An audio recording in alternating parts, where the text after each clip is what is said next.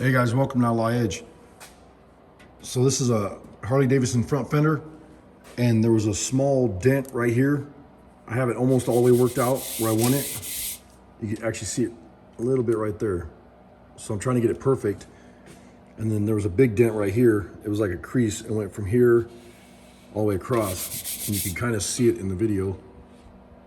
Hopefully you can see that. But the problem is, I flipped the fender over and let's see, another dent here, damn it.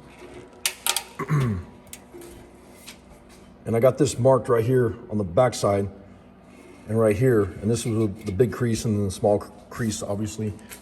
And I was using these hammers here. I made this one years and years ago. This one I also made years ago. It's like a ship rivet and part of a welding hammer. This is a old beat up Harbor Freight hammer that the handle broke, and then I put a snap-on handle on it. Like it a lot better. But I need this shape right here, like round. And the problem is when you're trying to get into an area like this, there's so much, let's see if I can do this one-handed. Sorry about the crappy camera work. There's so much curvature in the fender like this that when you're trying to hammer right here, your handle's hitting right here. So what I need is a hammer that has a lot more, maybe 5 more inch right here, and then I'll put a round end on it like this. And what I came up with is I took one of my 10,000 hammers that I had laying around. I like the space that it has right here, and I already kind of, test swung it to see if it was gonna work. If I take about a 1/2 inch off this, and I got this old ball bearing, and I'll weld that right there, that'll be perfect for, what I'm doing on that job. I just gotta need, I'll need to put like a flat spot on this, and then cut this off here, and then weld that on there, so it's got a flat to flat, so that it's I can put a nice weld on it. I'll probably TIG weld this, and should make a nice hammer. I was gonna round this end, but I figured, if I had one long enough, I might as well do one with a ball bearing like this. So we'll see what happens.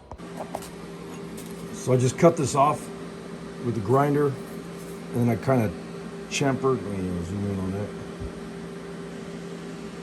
I chamfered that end, so that ball, when it sits on there, it'll have a nice spot for that weld to get in there. And then, oops. I'm gonna use alcohol and a rag, and I'll clean the ball and the hammer and get everything ready for welding, and I'll TIG weld this. Well, that was a huge pain in the ass, trying to get this thing centered, and I'm not even sure if it's still, I think it's still not centered.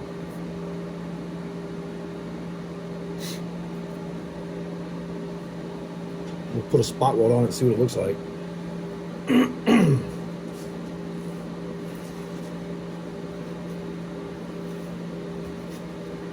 But I got it all jigged up with the magnets and everything else, and then Michael Knight built me this,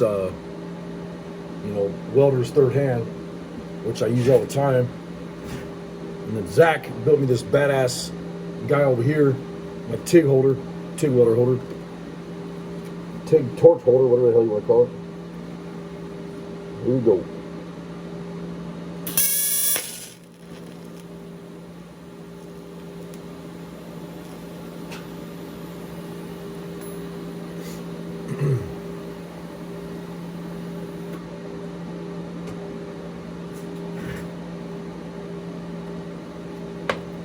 We got a spot weld on there.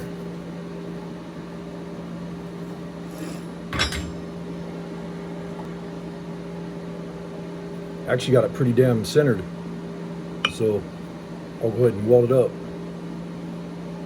That'll be a nice hammer.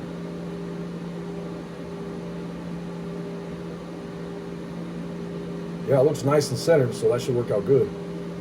I'll get it all welded up, TIG around this thing, and then wire brush it, clean it up, whatever I got to do, and then we'll go from there. So I welded that ball bearing on this hammer. This was like a 50-cent or $1 yard sale swap meet hammer, and now I actually will put my name on it and my yellow tape on it. And everybody always asks me about the yellow tape on these. That's because we have a bunch of different shops, and I want to make sure that my body hammers always get put back in the same rack. But anyways, so this one's gonna work great. It's got the short handle on it. And then that way I could tap right here and I'm not hitting the handle. It's gonna work really, really nice. But don't be afraid to modify your tools. You know, this thing didn't cost me anything, maybe $1, whatever, and maybe 20 minutes of my time. And this thing will get a lot of use. Thanks for watching. Later.